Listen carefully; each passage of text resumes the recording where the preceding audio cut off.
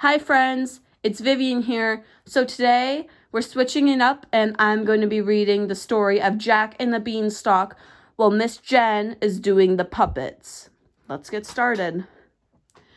There was once upon a time a poor widow who had an only son named Jack and a cow named Milky White, and all they had to live on was the milk the cow gave every morning, which they carried to the market and sold. But one morning, Milky White gave no milk, and they didn't know what to do. "What shall we do? What shall we do?" said the widow, wringing her hands. "Cheer up, mother. I'll go and get work somewhere," said Jack. "We've tried that before, and nobody would take you," said his mother. "We must sell Milky White, and with the money, start a shop or something." "All right, mother," says Jack. "It's market day today, and I'll soon sell Milky White, and then we'll see what we can do." So he took the cow's halter in his hand, and off he started. He hadn't gone far when he met a funny-looking old man who said to him, "Good morning, Jack." "Good morning to you," said Jack, and wondering how he knew his name. "Well, Jack, and where are you off to?" said the man. "I'm going to the market to sell our cow here." "Oh, you look the proper sort of chap to sell cows," said the man. "I wonder if you know how many beans make 5. "2 in each hand and 1 in your mouth," says Jack, as sharp as a needle. "Right you are," said the man, "and here they are, the very beans themselves." He went on, pulling out of his pocket a number of strange-looking beans. "As you are so sharp," says he, "I don't mind doing a swap with you. Your cow for these beans." "Go along," says Jack. "Wouldn't you like it?" "Ah, you don't know what these beans are," said the man. "If you plant them overnight, by morning they'll grow right up to the sky." "Really?" says Jack. "You don't say so." "Yes, that is so. And if it doesn't turn out to be true, you can have your cow back." "Right," says Jack, and hands him over Milky White's halter and pockets the beans. Back goes Jack home, and as he hadn't gone very far, it wasn't dusk by the time he got to his door. "Back already, Jack?" says Mother. "I see you haven't got Milky White, so you've sold her? How much did you get for her?" "You'll never guess, Mother," says Jack. "No, you don't say so, good boy. 5 pounds? 10? 15? No, it can't be 20. "I told you, you couldn't guess. What do you say to these beans? They're magical. Plant them overnight and—" "What?" said Jack's mother. "Have you been such a fool, such a dolt, such an idiot, as to give away my Milky White, the best milker in the parish, and prime beef to boot, for a set of paltry beans? Take that, take that, take that! And as for your precious beans, here they go, out the window, and now off with you to bed. Not a sip shall you drink, and not a bite shall you swallow this very night." So Jack went upstairs to his little room in the attic, and sad and sorry he was to be, as for much as his mother's sake as for the loss of his supper. At last he dropped off to sleep. When he woke up, the room looked so funny. The sun was shining into part of it, and yet all the rest was quiet, dark, and shady. So Jack jumped up and dressed himself and went to the window. And what do you think he saw? Why, the beans his mother had thrown out the window into the garden had sprung up into a big beanstalk, which went up and up and up till it reached the sky. So the man spoke truth after all. The beanstalk grew up quite close past Jack's window, so all he had to do was open it and give a jump onto the beanstalk, which ran up just like a big ladder. So Jack climbed, and he climbed, and he climbed, and he climbed, and he climbed, and he climbed, till at last he reached the sky. When he got there, he found a long, broad road going as straight as a dart. So he walked along, and he walked along, and he walked along till he came to a great big tall house, and on the doorstep there was a great big tall woman.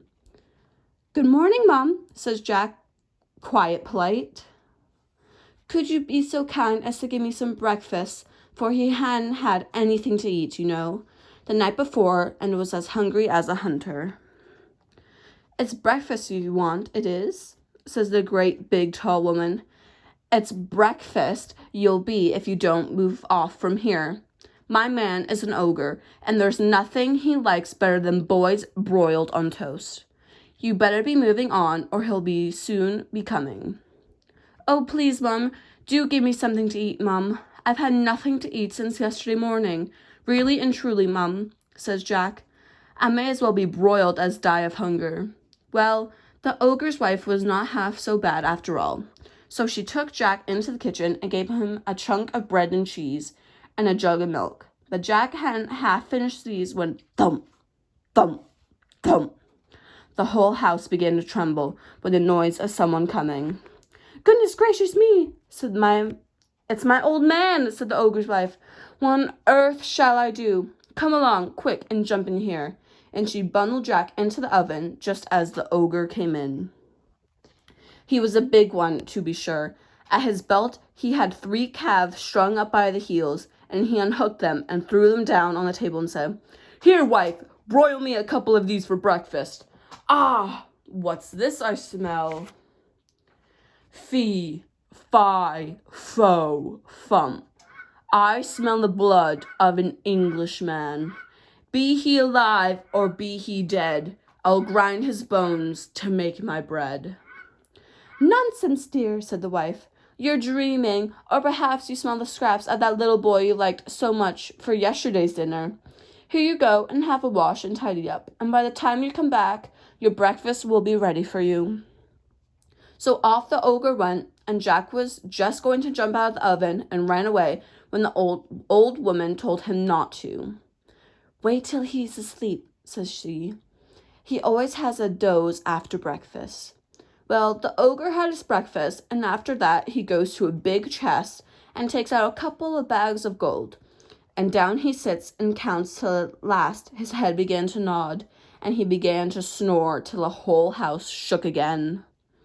Then Jack crept out on tiptoe from his oven, and as he was passing, the ogre he took one of the bags of gold under his arm.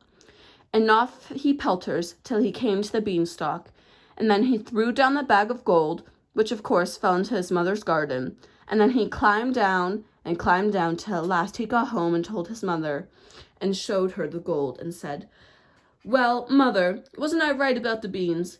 They are really magical, you see. So they lived on the bag of gold for some time, but at last they came to the end of it, and Jack made up his mind to try his luck once more up at the top of the beanstalk. So one fine morning he rose up early and got onto the beanstalk, and he climbed and he climbed and he climbed and he climbed till at last he came out onto the road again and up to the great big tall house he had been to before. There, sure enough, was the great big tall woman standing on the doorstep. Good morning, Bum, says Jack, as old as brass. Could you be so good as to give me something to eat? Go away, my boy, said the big tall woman, or else my man will eat you up for breakfast. But aren't you the youngster who came here once before? Do you know that every day my man missed one of his bags of gold? That's strange, Mum, says Jack. I dare say I could tell you something about that, but I'm so hungry I can't speak till I've had something to eat. Well, the big tall woman was so curious that she took him in and gave him something to eat, but he had scarcely begun munching it as slowly as he could when thump, thump, thump, they heard the giant's footsteps, and his wife hid Jack away in the oven. All happened as it did before. In came the ogre as he did before, and said, Fee, fi, fo, fum, and had his breakfast of 3 broiled oxen. Then he said, Wife, bring me the hen that lays the golden eggs. So she brought it, and the ogre said, Lay, and it laid an egg all of gold. And then the ogre began to nod his head and to snore till the house shook. Then Jack crept out of the oven on tiptoe and caught hold of the golden hen, and was off before you could say, Jack Robinson. But this time the hen gave a cackle, which woke the ogre, And just as Jack got out of the house, he heard him calling, "Wife, wife, what have you done with my golden hen?" And the wife said, "Why, my dear?" But that was all Jack heard, for he rushed off to the beanstalk and climbed down like a house on fire. And when he got home, he showed his mother the wonderful hen and said, "Lay," to it. And it laid a golden egg every time he said, "Lay."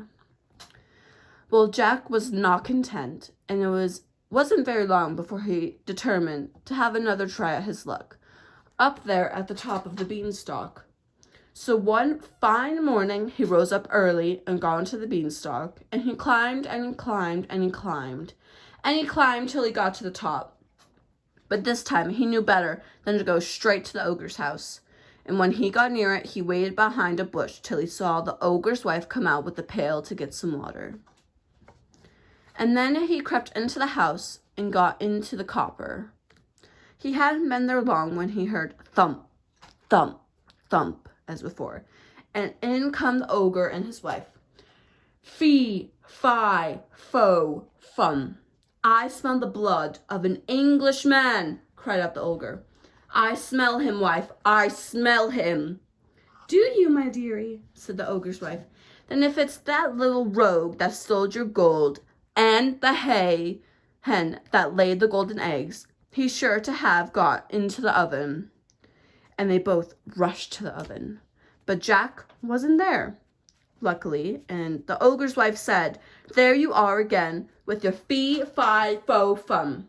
Why, of course it's the boy you caught last night, that I've just broiled for your breakfast. How forgetful I am, and how careless you are to not know the difference between live and dead after all these years." So the ogre sat down to the breakfast and ate it, but every now and then he would mutter, "Well, I could have sworn," and he'd get up and search the larder and the cupboards and everything, only luckily he didn't think of the copper. After breakfast was over, the ogre called out, "Wife, wife, bring me my golden harp." So she brought it and put it on the table before him. Then he said, "Sing," and the golden harp sang most beautifully, and it went on singing till the ogre fell asleep and commenced to snore like thunder. Then Jack lifted up the copper lid very quietly and got down like a mouse and crept on his hands and knees till he came to the table, when up he crawled, caught hold of the golden harp, and dashed with it towards the door. The harp called out quite loud, "Master! Master!" And the ogre woke up just in time to see Jack running off with the harp.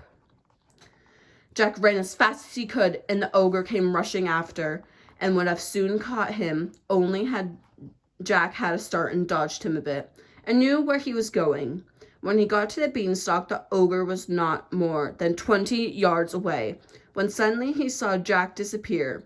And when he came to the end of the road, he saw Jack underneath climbing down for dear life. Well, the ogre didn't like trusting himself to such a ladder, and he stood and waited, so Jack got another start. But just then the harp cried out, "Master! Master!" And the ogre swung himself down onto the beanstalk, which shook with his weight. Down climbs Jack, and after him climbed the ogre, but this time Jack had climbed down and climbed down and climbed down till he was nearly home, so he called out, "Mother, mother, bring me an axe! Bring me an axe!" And his mother came rushing out with the axe in her hand, but when she came to the beanstalk, she stood stock still with fright, for there she saw the ogre with his legs just through the clouds. But Jack jumped down and got a hold of the axe and gave a chop at the beanstalk, which cut in half in two. The ogre felt the beanstalk shake and quiver, so he stopped to see what was the matter. Then Jack gave another chop with the axe, and the beanstalk was cut in two and began to topple over. Then the ogre fell down and broke his crown, and the beanstalk came tumbling after. Then Jack showed his mother his golden harp, and what with showing that and selling the golden eggs, Jack and his mother became very rich and he married a great princess, and they lived happily ever after. Thanks, friends, for listening. I had a great time reading the story, and we'll see you next time.